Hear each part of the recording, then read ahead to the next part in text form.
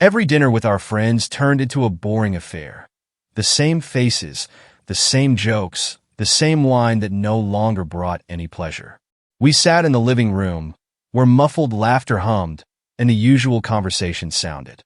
The room was warm, but there was a certain tension, elusive, like a slight draft. My wife, Jessica, was shining again among the guests. As usual, she laughed at a joke that hardly deserved such a sincere response.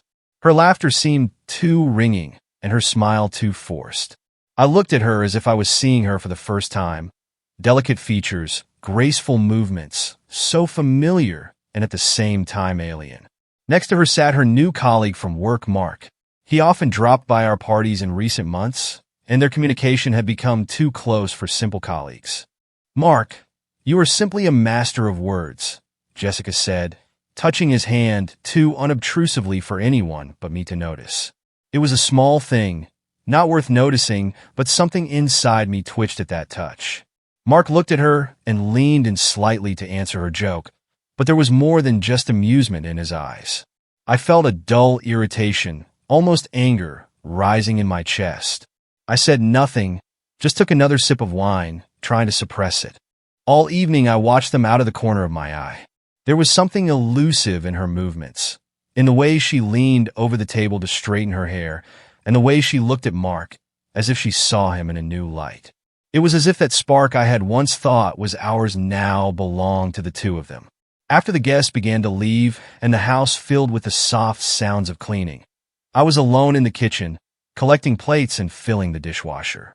Jessica walked quietly past, casting me a quick glance, and disappeared into the bathroom. That was when something clicked. What I had been pushing away for weeks suddenly appeared before me, with the clarity of a flash of lightning. I took action. I quickly cleared the dishes and headed to the bedroom. Jessica was still in the bathroom, but her phone, left on the nightstand, was unlocked. That was weird. She usually never left it unattended. A heavy feeling arose inside me, as if I was about to cross a line beyond which there would be no turning back, but I could no longer stop. I picked up the phone and quickly began scrolling through the messages. Nothing suspicious. Casual correspondence with colleagues, friends, some groups. And then, near the very bottom of the list, I saw a name. Fiery. My heart pounded when I opened their chat. Emojis, jokes, a little flirting. It all seemed harmless enough. But it was the ease and informality of this communication that threw me off track. I went deeper, scrolled up, and there it was, their meetings, their conversations, their plans. They weren't direct evidence, but it was all too obvious. Words exchanging light compliments. Mentions of some evening meetings that were clearly not work-related. At that moment, I heard the bathroom door open. Jessica came out in a robe, drying her hair with a towel, and looked at me. I managed to put the phone back on the nightstand.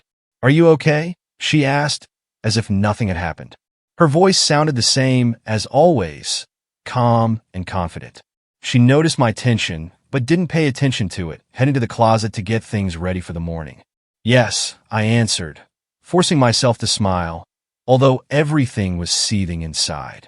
I watched her move around the room, how she took the towel off her head, straightening her long hair, how she calmly got ready for bed. Everything was fine for her. No worries, no suspicions. And this strange calmness made me even more dissatisfied. But I couldn't say anything. Not now. The next morning, everything continued as usual. Jessica came out of the bedroom, cheerful and happy, as if nothing had happened.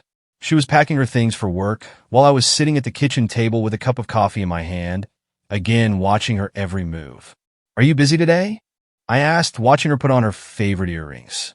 "Oh, yes, a very busy day," she answered with a smile. "We have a meeting with colleagues in the evening. I'll probably be late." Her voice sounded ordinary, but I already knew what kind of meeting it was. This was the moment when my suspicions began to turn into a clear understanding of what was happening. I didn't answer. I just nodded, trying to hide my irritation. When Jessica left, I was left alone in the empty house, staring at the door. Hundreds of questions were spinning in my head, and each of them led me to the same conclusion. I had to know the truth. The morning began unnaturally calmly, but something inside me was already boiling. Jessica behaved as usual. Still the same caring, attentive wife, but now her every gesture seemed false to me, like a rehearsal for someone else's play. While she quickly tied her hair in front of the mirror, I sat at the kitchen table, watching her with cold detachment. Her phone lay nearby, like an unknown secret, and I could not shake the feeling that the answers to all my questions were hidden right there.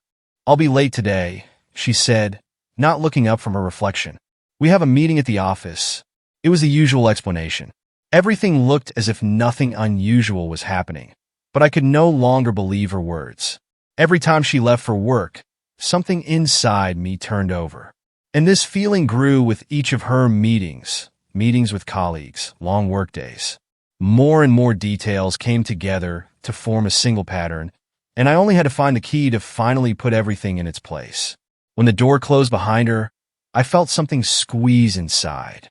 Today, everything had to change. I knew that I could no longer tolerate this poison of uncertainty and lies. There was only one thing left: to find out the truth at any cost. I waited until she left, and without wasting time, I took her phone again. My heart pounded as I scrolled through the messages. Yesterday's chat with Fiery was still there. Everything looked ordinary. Sweet, flirtatious phrases that at first glance did not seem suspicious. But I knew that this was only the tip of the iceberg. I decided to dig deeper. I opened the photos. The first few pictures were ordinary, selfies, a few photos from our vacation, work moments. But the further I scrolled, the more anxious I became. And then, among dozens of innocuous pictures, I found it, a photo that shouldn't exist. Jessica and Mark. They were standing too close to each other in some cozy cafe I didn't recognize. Mark had his arm around her shoulders, and she was laughing, as if they were happy together in their own little world. This photo was taken a few weeks ago, while she was supposedly at a work meeting. It was like a blow to the head. I felt heat spreading through my body, and everything around me began to blur. I threw the phone on the bed and took the next step. I needed to figure out where they were meeting. I knew that if I wanted to get to the bottom of it, I would have to be smarter. Opening the browser on her computer, I started searching. The cafe in the photo was unfamiliar, but the address bar saved recent searches. Among them was the route to a small restaurant in the city center. An ordinary place, hidden from prying eyes. This is where it all happens, I thought. This step took me to a new level of the game. I had to see everything with my own eyes. That same day, I did not go to work. I made a few calls, pretending to be sick, and went to the city center. My heart was beating fast, but not from fear, from impatience. Everything inside me contracted into a bundle of rage. The cafe turned out to be hidden in one of the alleys. Small, cozy, with large windows. It seemed ordinary at first glance, but for me it was the place where Jessica's secret life unfolded. I stood opposite, around the corner, watching the customers come and go. The wait lasted for hours. I did not know when and under what circumstances they were going to meet, but I was ready to wait as long as it took. Several hours passed. The sun began to sink toward the horizon, and then, finally, I saw her. She got out of the car, looked around, and headed for the entrance. I couldn't be mistaken. This was the cafe in the photo. Mark was already waiting for her inside. I recognized him too. His posture was too self-assured. His hair was too well-styled for a simple colleague. I wanted to rush inside, grab him by the collar, and shake out the whole truth, but something held me back. Perhaps it was the desire to see everything to the end, to make sure that my suspicions were correct. I remained standing outside, watching through the large window. They sat down at a table in the corner. I saw Jessica lean towards him. A smile lit up her face, and I felt anger wash over me with renewed vigor. There was no trace of the emotions I once thought were ours in her eyes. They laughed, touched hands. Mark said something to her, and she nodded as if it was the most interesting thing she had heard in her entire life. I stood there and watched until I felt like I couldn't take it anymore. At that moment, something clicked inside me. I knew it was time to act. When Jessica returned home late that evening, I was sitting in the living room, pretending to read a book. My inner rage was well hidden under a mask of indifference. I had to keep myself in check so as not to give in to my emotions too early. She walked in, took off her coat, and stopped, looking at me. Her gaze was wary, but she didn't suspect that I already knew everything. "How was the meeting?" I asked calmly, without looking up from the book. "The usual," she answered, heading for the bedroom. I couldn't help but notice how her shoulders tensed. "Good for you," I threw back, and there was something so cold in it that she paused for a moment before disappearing into the hallway. I knew this was only the beginning. Now I had the truth, and all that was left was to bring it to light. The day began with silence, but not the calm, peaceful silence we had become accustomed to over the long years of marriage. It was a tense silence, as if every corner of the house was saturated with unspoken words, hints, fears. Jessica sat across from me at the table, pretending to be immersed in her morning reading. I stared at the screen of my phone, but saw only her. Her every gesture, every movement seemed suspicious to me. "Are you having a long day today?" I asked, trying to hide the tension in my voice. She looked up from her magazine and answered without thinking. "Yes, more meetings, a lot of work. I'll probably be late." I had heard this answer too often already, and each time it became more and more false for me. Today I was not going to sit idly by. I was ready for action. As she left for work, I quickly pulled out of my pocket the small recording device I had planted in her car the night before. Now I had proof, recordings of their conversations, all their meetings. I knew exactly when and where they were meeting. And the plan was simple. I wanted to make the first move in this game they considered theirs. I decided to act outside the box. Simply exposing her was not enough. I wanted her to feel that her own game had turned against her. For her every move, every word to come back to her like a sharp boomerang. My first stop was the office. I had never dropped in on her at work before, so her surprise would be genuine. She always said that meetings took place in the office. Well, let's see if that was true. Entering their office building, I felt my heart begin to pound faster. The elevator smoothly moved upward, and with each floor I became more and more eager to see her reaction. But at this moment, it was important to keep my cool. "Good afternoon. How can I help you?" The young woman at the reception asked politely. "I'm here to see Jessica," I said calmly. "We have an appointment. Maybe she's already waiting for me?" The girl quickly dialed the number, and after a few seconds, a slight confusion appeared on her face. "Sorry, sir, but Jessica is not in the office. She's in a meeting with a client, and she won't be back in the office today." I chuckled to myself. "Client is what they call it." "Thank you," I answered, turning on my heels and walking out into the street. Another lie. But now I had a clear plan. Next stop was the same restaurant where they usually met. I got there before her, choosing a table in the far corner with a good view. The cafe was quiet. Daytime left it almost empty, and I sat, watching each new customer enter. The wait dragged on endlessly. An hour later, she appeared. She was wearing the same dress I had given her for our anniversary. Jessica's gaze was fixed ahead, and she didn't notice me. She sat down at the table where Mark was already waiting. I saw them embrace, and I felt a burning sense of anger. But it wasn't the kind of anger that caused violent confrontations. It was a cold, calculating rage that made you plot cunningly. They began to talk, and I continued to sit in my shadow. While they smiled and joked, I thought of ways to turn this game on its head. When I got home, Jessica was late, as expected. She walked in with a small smile on her lips, the same air of nothing happening. I was sitting at my desk, pretending to be busy with work. "How was it?" I asked, not looking up. "Great," she replied. "A tough day, but productive." I nodded, hiding my true mood. I no longer believed a word she said. The next day, I took my game a step further. I called Mark. He wasn't expecting a call, but I knew how to push the envelope. We agreed to meet man to man, to talk. I suggested having a drink at the bar that evening to discuss work, mentioning that I wanted to get to know him better. And he, suspecting that I was unaware of his relationship with my wife, agreed. I showed up at the bar early. The place was busy, but not too noisy. When Mark walked in, I stood up to greet him with a friendly smile. He looked relaxed, as if he had no idea that I had known about his affair with Jessica for a long time. We drank a couple of glasses of beer, and the conversation went smoothly. He talked about his workday, about how tired he was. I listened to him, waiting for the right moment. When he relaxed enough, I got to the main point. "You know, Mark, I began with a slight smile. I noticed something lately. Jessica has started working late more often.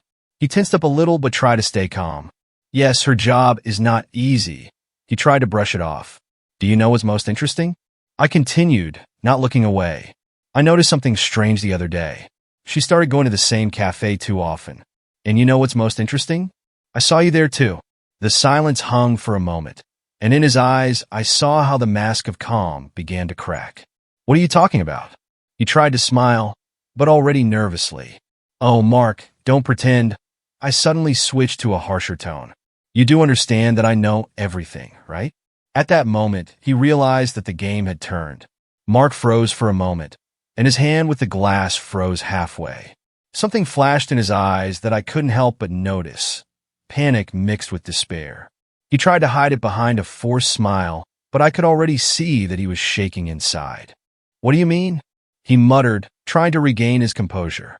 I leaned towards him, closing the distance between us so that not a single word would escape his attention. Let's not play these games, Mark, I said, lowering my voice. I saw everything. All your meetings, all your glances. You and Jessica. Don't try to fool me. Mark took a deep breath, and I saw his fingers tighten slightly around his glass, trying to maintain control. His relaxed, smug expression was gone. Now I was looking at a man who had been caught red-handed, and he knew he had little recourse. Look, it's not what you think, he began, but I cut him off abruptly. Really? What is it then? I leaned back in my chair, picking up my glass again and pretending to remain calm. You're just a co-worker who spends more time with my wife than I do? Is this just an affair? Or are you going to tell me that this is all a misunderstanding? He remained silent, looking at me as if he was searching for a way out, but was only finding a dead end. I knew he was thinking of excuses, but no words could change what I had already learned. You think I'm just going to let this continue? I asked, not giving him a chance to make excuses. You think I don't know what's going on between you two? His face began to change color, and then he finally spoke, but without the same confidence. It was a mistake. Nothing serious. Honestly, a mistake? I raised an eyebrow. A mistake on a regular basis? Huh? Now he looked confused, like an animal cornered. His eyes darted from my face to the bar, as if he were looking for an escape route. You don't understand. It's not what you think. He almost shouted, but his voice was trembling. I put the glass down on the table with a soft thud and leaned even closer to him, my eyes cold and impenetrable. No, Mark, I said slowly, holding back the growing anger. I understand everything perfectly, and now you will do exactly as I say. His face went pale, and I could see the gravity of the situation sinking in. He was on the brink of total collapse, and I could see it in his eyes. He knew I could ruin everything, his career, his reputation, his life. And in that moment, he finally realized that he wasn't the one playing the game. The game was being played against him. What do you want? He managed to choke out, looking down at the table. I looked at him coldly, enjoying the way his confidence was crumbling right in front of me. You'll do whatever I say, I said, not taking my eyes off him. And if you try to deviate from my plan, even one step, I'll bring it all down on you. Your life will fall apart in an instant. He was silent, staring at the table in front of him, as if hoping that the solution to his problems would come from there. Okay, he finally said, giving in. What do you want? I sat back, pretending to consider my answer. But in reality, I had known for a long time what I was after. Tomorrow night, I began, you'll meet Jessica, as usual. And here's what you'll do. I began to outline the plan for him, and as I spoke, his face became more and more depressed. He knew he had no way out, and that he had fallen into a trap he had helped create. The next evening promised to be interesting. Mark had to play his part perfectly. I was prepared to watch everything go down the drain. Jessica, as always, had told me she was having a long evening when she left to meet Mark. But this time she had no idea that her game was close to its end. I had watched their meeting from afar, unnoticed, and everything went according to plan. They met in the same cafe where I had seen them before, and they acted as if nothing had changed. But Mark was different. He did not look at her with the same confidence as before. There was a stiffness in his movements now, a hesitation. He knew I was watching. When they finished, Mark soon began to act as I had told him. He stood up, looking at her, and his face changed. "We need to talk," he said, and Jessica could tell from his tone that something was wrong. I saw her tense up, her hand hovering over her glass. She hadn't expected this to happen. "What are you talking about?" she asked, trying to remain calm. Mark didn't back down. He was speaking as I had told him, every word part of a plan. "All of this," he began. "I can't continue." I saw her try to hide her fear, but her face gave her away. She didn't understand what was happening, but she knew that control was slipping away. The game was in my hands now. Time slowed as I watched the scene unfold from the shadows of the cafe. Mark did everything I told him to do, like a puppet I was skillfully manipulating. Jessica sat across from me, her face distant and cold, but her eyes were filled with fear. It was not the fear that comes from a sudden threat, but the fear of something unclear, irreversible. She felt that the ground under her feet was beginning to slip. Mark continued to speak, his voice was even, but I noticed how sometimes it broke, betraying his inner tension. I did not hear the words, but from the movements of his lips and the way Jessica squeezed the glass, I could understand. He was breaking their connection. The conversation was short, but every moment was for me like a blow to her cardboard tower, which had been built on lies for years. When Mark got up and left the cafe without looking back, I knew that the plan had worked. He had played his part, and now he was only a spectator, like me. I watched as Jessica sat motionless for a few minutes, as if she did not understand what had happened. She looked lost. Those around her did not notice her, and this was part of my plan. She was used to being the center of attention, used to everything happening according to her rules. But today the world stopped revolving around her. I took my next step. Putting my phone in my pocket, I headed for the exit. I knew Jessica would be home soon, but I didn't know what awaited her there. The house was quiet, but the silence was different now.